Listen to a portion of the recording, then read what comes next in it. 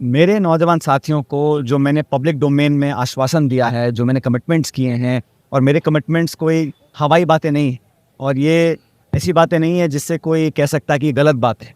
तो मैंने कहा ना, कांग्रेस पार्टी हमेशा करप्शन के खिलाफ रही, कांग्रेस पार्टी हमेशा नौजवानों के पक्ष में रही। तो उनको न्याय दिलाना और भाजपा सरकार में जो करप्शन हुआ उस पर जाँच बिठाना, मैं समझता हूँ ये अति अनिवार्य है। इस पर कोई कॉम्प्रोमाइज़, आप सभी जानते हैं कि कांग्रेस पार्टी और कांग्रेस का शीर्ष नेतृत्व और राहुल गांधी जी, हम सब इस बात को कई बार दोहरा चुके हैं कि करप्शन को लेके हमारी ज़ीरो टॉलरेंस है। किसी भी कीमत पर भ्रष्टाचार को हम लोग स्वीकार नहीं कर सकते। और कांग्रेस ही वो पार्टी है जिसने हमेशा नौजवानों को प्रोत्साहित किया है, राजनीति में बाकी क्षेत्रों में उनको आगे आने का मौका दिया है। तो नौजवानों के साथ अगर कहीं गलत होता है या कहीं उनके साथ नाइंसाफ़ी होती है तो मैं समझता हूँ पार्टी हमेशा उसके खिलाफ रही है। भ्रष्टाचार और नौजवानों के भविष्य, इन दो मुद्दों पर किसी प्रकार का कोई समझौता कोई करे या मैं समझौता करूं, ये संभव नहीं है।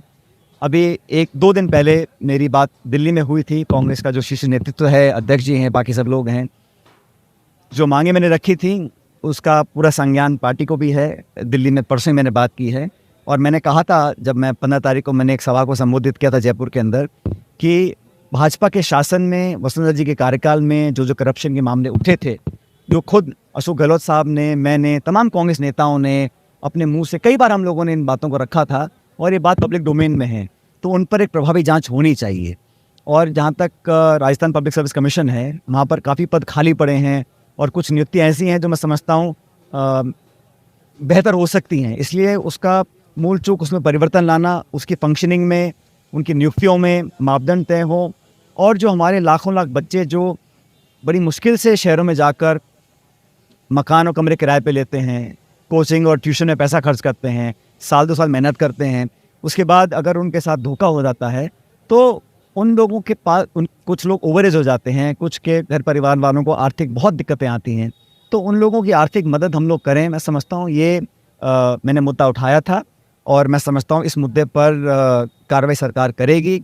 जैसा मैंने कहा, परसों मैंने इन बातों को दिल्ली में सब इन बातों को जानते हैं और मैं दोबारा कहना चाहता हूँ कि जो मैंने इश्यूज़ उठाए थे, खासकर करप्शन के इश्यूज़, जो व्यापक भ्रष्टाचार, यहाँ लूट मची थी भाजपा के शासन में, उसके खिलाफ कार्रवाई करनी पड़ेगी। और जो नौजवानों को इंसाफ दिलाने की बात थी, उस पर मैं समझता हूँ किसी प्रकार का समझौता करना संभव नहीं है। और मैं उम्मीद करता हूँ, क्योंकि आज मेरे ख्याल महीने का आखिरी दिन है और मैंने 15 मई को इस बात को कहा था कि सरकार इस पर जल्द कार्रवाई करे और ये बात सब जानते हैं।